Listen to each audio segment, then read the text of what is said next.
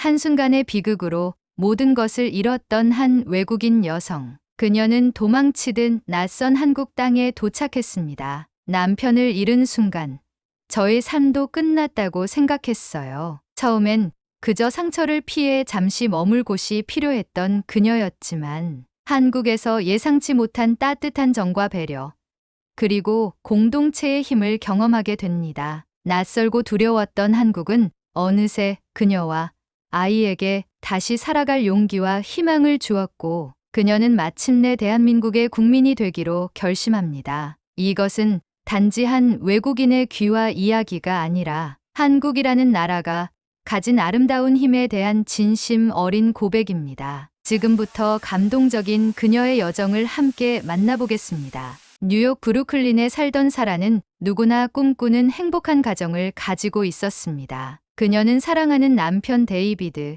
아들 이든과 함께 평범하지만 아름다운 일상을 살아가고 있었지요. 매일 저녁이면 가족들과 함께하는 저녁 식사를 준비했고, 주말이면 인근 공원에서 자전거를 타며 소박한 행복을 누렸습니다. 하지만 그 행복이 한순간에 산산조각 나고 말았습니다. 평범했던 어느 금요일 저녁, 데이비드가 퇴근길에 갑작스러운 총기 사고를 당해 세상을 떠나게 된 것이지요. 병원에서 걸려온 한 통의 전화는 그녀의 삶을 송두리째 흔들어 놓았습니다. 밀러 씨, 정말 유감입니다. 사라는 그날 저녁의 모든 순간을 잊을 수 없었습니다. 저녁 식탁에 오를 음식을 준비하며 남편이 돌아오기만을 기다리던 그녀였기에 더욱 믿기 힘든 현실이었습니다. 사라는 다리에 힘이 풀려 주저앉았고 전화기를 붙잡은 채 아무 말도 할 수 없었습니다. 그 옆에서 아들 이드는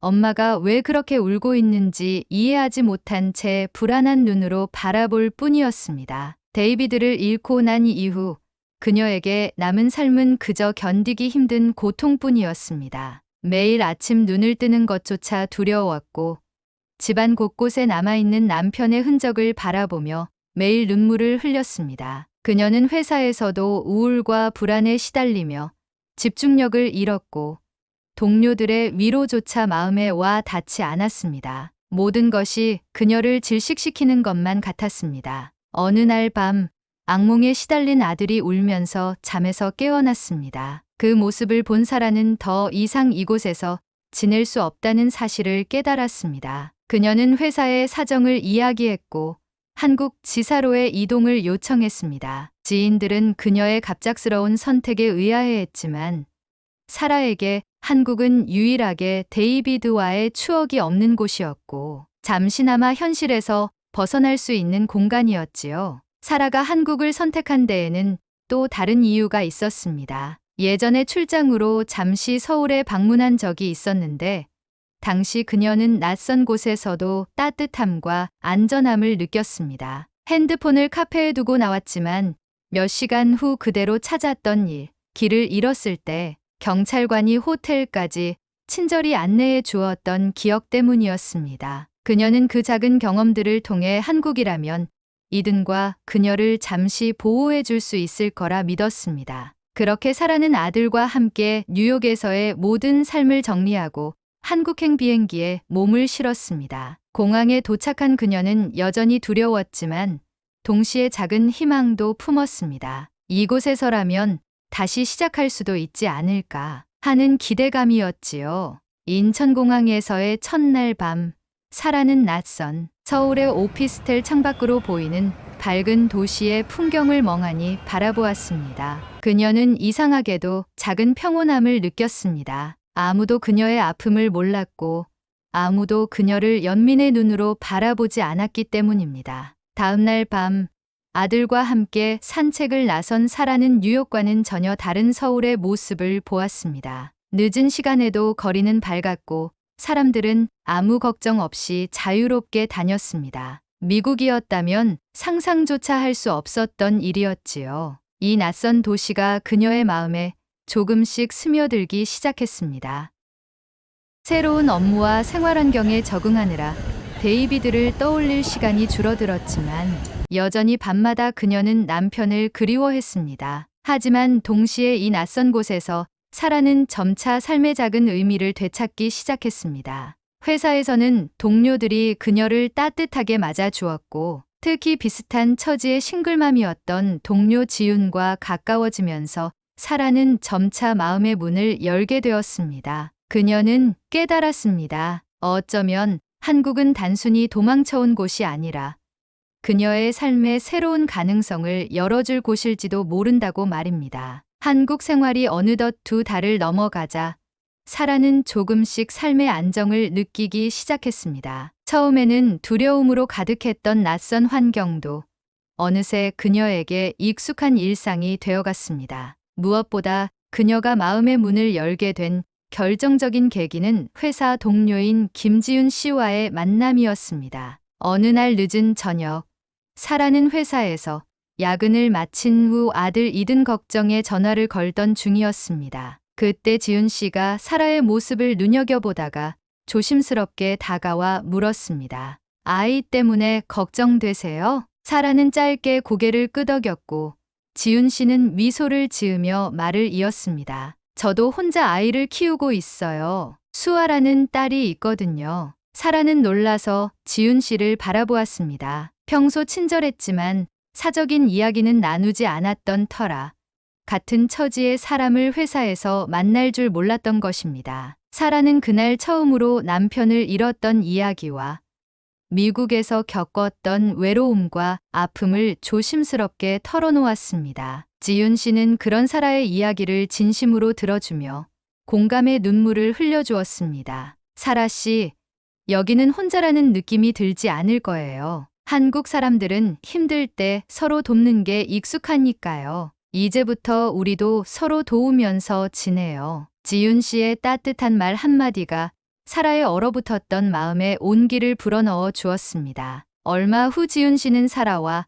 아들 이든을 주말 캠핑 모임에 초대했습니다. 처음에는 사생활을 존중하는 미국 문화가 익숙했던 터라 망설였지만 지윤 씨의 진심 어린 권유를 결국 받아들이기로 했습니다. 캠핑장에 도착한 사라는 또 한 번 놀랐습니다.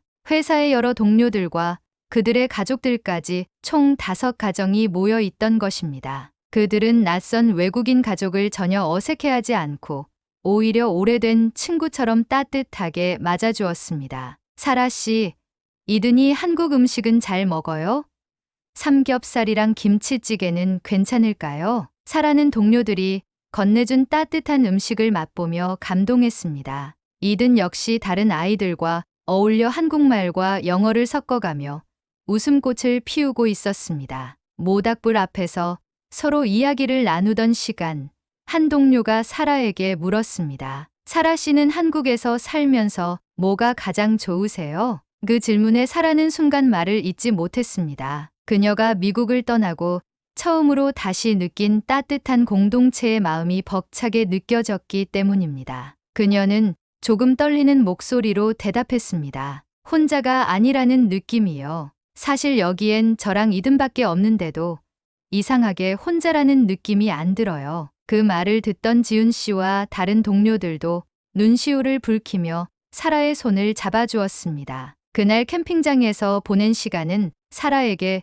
새로운 삶의 방향을 알려준 잊을 수 없는 경험이 되었습니다. 그 후로도 지윤 씨와의 우정은 더욱 깊어졌습니다. 사라는 점점 한국 생활에 완벽히 녹아들었고 언어와 문화에 대한 관심도 깊어져만 갔습니다. 회사에서도 어느새 그녀는 중요한 일원으로 자리 잡았고 동료들 역시 그녀를 가족처럼 대해주었습니다. 하지만 어느 날 비자갱신 문제와 이든의 학교 문제로 행정적인 어려움을 겪으며 그녀는 다시 한번 외국인으로서의 벽을 실감하게 되었습니다. 고민을 털어놓자 지윤 씨가 진지한 표정으로 말을 건넸습니다. 사라 씨, 혹시 한국에 영원히 살 생각은 없어요? 솔직히 사라 씨는 이미 우리 중 누구보다 한국인 같아요. 처음엔 지윤 씨의 말을 농담으로 넘겼지만 그날 밤 그녀는 잠을 이루지 못했습니다. 정말 한국이 나와 이든에게 평생의 집이 될 수 있을지 진지하게 고민하기 시작한 것입니다. 다음 날 사라는 컴퓨터 앞에서 한국 국적 취득을 위한 귀화 정보를 검색했습니다. 시험 준비가 만만치 않았지만 그녀는 가슴이 뛰었습니다. 어쩌면 이 낯선 나라가 자신에게 진정한 고향이 될 수 있을지도 모른다는 생각이 그녀의 마음을 움직였습니다. 사라는 결심했습니다. 그녀와 아들 이든의 새로운 고향으로 이곳 한국을 받아들이기로 말입니다. 사라는 귀화를 결심하고 난 후 본격적으로 시험 준비를 시작했습니다. 처음엔 단순히 한국 국적을 얻기 위한 과정이라고 생각했지만 막상 공부를 시작해 보니 생각보다 쉽지 않았습니다. 귀화 시험은 단지 한국어 능력만 평가하는 것이 아니라 한국의 역사와 문화, 헌법과 정치 체제에 대한 이해까지 요구하는 까다로운 과정이었습니다. 사라는 회사 업무를 마치고 저녁마다 학원에 다니며 귀화 시험 준비를 했습니다. 처음 수업에 참여했던 날, 두꺼운 교재에 적힌 낯선 단어들과 방대한 역사, 지식들에 그만 자신감을 잃고 말았습니다. 그녀는 회사에서도 책임 있는 직책을 맡고 있었기에 하루하루 피곤함이 쌓여갔고 매일 늦은 밤 집에 돌아와 아들 이든을 돌보며 공부까지 병행하기란 결코 쉬운 일이 아니었습니다. 하지만 그녀는 포기하지 않았습니다. 귀화라는 목표가 더 이상 단순히 국적 변경의 문제가 아니라 자신과 이든이 한국이라는 사회에 진정으로 뿌리내리는 의미를 담고 있다는 걸 깨달았기 때문입니다. 그녀는 벽에 포스트잇을 붙이고 출퇴근길에도 애국가를 반복 재생하며 가사를 외웠습니다. 그런 사라의 모습을 본 아들 이든이 물었습니다. 엄마는 왜 이렇게 열심히 공부해요? 엄마는 한국 사람이 되려고 공부하는 거야. 한국을 진짜 고향으로 삼으려고. 이든은 밝게 웃으며 대답했습니다. 엄마는 이미 한국 사람 같아요. 제가 보기엔 이미 한국인이에요. 아이의 순수한 말에 사라는 웃으며 눈물을 삼켰습니다. 그 말을 통해 그녀는 더욱 강한 의지를 갖게 되었습니다. 시간이 흐르며 시험 날짜가 다가왔습니다. 사라는 자신감을 갖고 시험장에 들어갔지만 결과는 불합격이었습니다. 역사와 문화 분야의 점수가 부족했던 것입니다. 그 순간 그녀는 크게 낙심했습니다. 스스로가 무능하게 느껴졌고 이든에게 실망을 줄 생각에 마음이 무거웠습니다. 하지만 집에 돌아와 이든에게 결과를 조심스럽게 알리자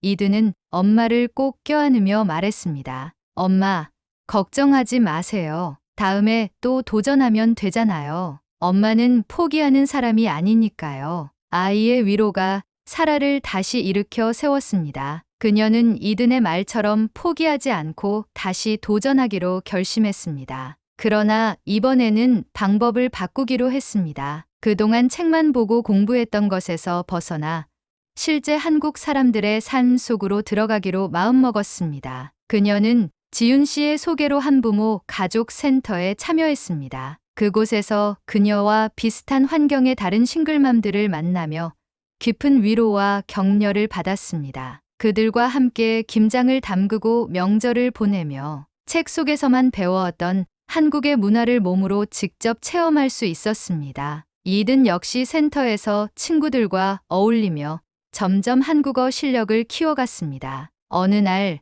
사라는 센터에서 만난 여성들에게 물었습니다. 다들 정말 밝으세요. 어떻게 그렇게 힘든 상황에서도 미소를 잃지 않을 수 있나요? 한 참가자가 미소 지으며 대답했습니다. 우린 서로가 있으니까요. 혼자가 아니라는 사실이 우리를 강하게 만들어요. 사라는 그 순간 깨달았습니다. 자신이 진정으로 배우고자 했던 한국은 교재 속에 있는 것이 아니라 바로 사람들 사이에 존재한다는 것을 말입니다. 그 깨달음이 그녀에게 깊은 울림을 주었습니다. 이후 그녀는 지윤 씨의 도움으로 회사 동료들과 역사 스터디 그룹에도 참여했습니다. 그곳에서 유관순, 안중근, 윤봉길 같은 독립운동가들의 삶을 생생히 접하며 깊은 감명을 받았습니다. 단순히 암기할 것이 아니라 한국의 아픈 역사와 그 속에서 살아간 사람들의 이야기를 진심으로 공감하게 된 것이지요. 사라는 시험 공부를 다시 시작했지만 이번에는 마음가짐이 달랐습니다. 그녀는 더 이상 시험만을 위한 공부가 아니라 진정으로 한국을 이해하고 사랑하기 위해 노력했습니다. 주말마다 이든과 함께 경복궁, 독립기념관 등을 방문하며 실제 역사 속 현장을 체험했고 그런 모습에 동료들도 적극적으로 그녀를 도왔습니다. 그렇게 두 번째 시험일이 다가왔습니다. 사라는 동료들의 응원과 도움을 받고 시험장으로 향했습니다. 이번엔 모든 문제가 그녀에게 친숙했습니다. 한국에 온 이후 보낸 지난 시간들이 책 속의 지식들을 현실과 연결해준 덕분이었습니다. 필기 시험 후 그녀는 확신했습니다. 이번엔 꼭 합격할 거야. 그녀는 미소를 지으며 시험장을 나왔습니다. 이제 마지막 관문인 면접 시험만이 남아 있었습니다. 사라는 떨리는 마음으로 면접장에 들어섰습니다. 수개월 동안 준비한 이 순간을 생각하니 긴장감에 손이 차갑게 식어왔습니다. 면접관들은 차분하고 친절한 표정으로 그녀를 맞이했습니다. 한국 국적을 취득하고자 하는 이유를 말씀해 주시겠습니까? 사라는 잠시 숨을 고르고 진심을 담아 이야기하기 시작했습니다. 처음 한국에 왔을 때는 그저 도망치듯 온 낯선 나라였습니다. 하지만 지금 한국은 저와 제 아들에게 새로운 고향이 되었습니다. 남편을 잃고 절망에 빠져 있던 제게 따뜻한 공동체를 선물해준 나라이기 때문입니다. 면접관들은 그녀의 진정성 있는 답변에 고개를 끄덕이며 미소 지었습니다. 몇 가지 추가적인 질문이 오간 후 마지막으로 한 면접관이 사라에게 물었습니다. 한국에서 가장 소중히 여기는 가치가 무엇이라고 생각하십니까? 사라는 잠시 생각한 후 자신 있게 말했습니다. 바로 정치인이라고 생각합니다. 제가 힘들었을 때 주변의 도움을 받으며 혼자가 아니라 함께라는 한국 사람들의 따뜻한 정이 저를 다시 살아갈 수 있게 했습니다. 면접을 마친 후 그녀는 밖에서 기다리고 있던 동료 지윤과 아들 이든에게 다가갔습니다. 지윤은 따뜻한 표정으로 그녀의 손을 꼭 잡아주었고 이든은 환한 웃음으로 엄마를 바라보았습니다. 엄마, 잘했어요. 꼭 합격할 거예요. 그날 이후 결과를 기다리는 한 달이 길게 느껴졌지만 사라는 차분히 일상을 이어나갔습니다. 마침내 기다리던 결과가 도착했습니다. 대한민국 국적 취득 승인을 알리는 메시지였습니다. 사라는 그 자리에서 눈물을 쏟아냈습니다. 아들 이든은 그녀의 품에 안겨 웃으며 말했습니다. 엄마, 이제 정말로 한국 사람이 된 거예요? 그래, 이제 우리 완전히 한국 사람이야. 사라는 바로 지윤에게 전화를 걸었습니다. 지윤은 그녀보다 더 기뻐하며 환호했습니다. 며칠 뒤 회사 동료들이 한자리에 모였습니다. 테이블 위에는 사라 씨, 진정한 한국인이 되신 걸 축하합니다. 라는 문구가 적힌 케이크가 놓여 있었습니다. 동료들의 따뜻한 축하 속에 사라는 다시금 눈물을 흘리며 감사 인사를 전했습니다. 집으로 돌아온 후 그녀는 베란다에 서서 서울의 화려한 밤 풍경을 바라보았습니다. 한국에서의 첫날 밤이 떠올랐습니다. 절망과 불안 속에서 잠들었던 그 밤과는 너무도 다른 평온함이었습니다. 사라는 하늘을 향해 조용히 속삭였습니다. 데이비드, 보고 있나요?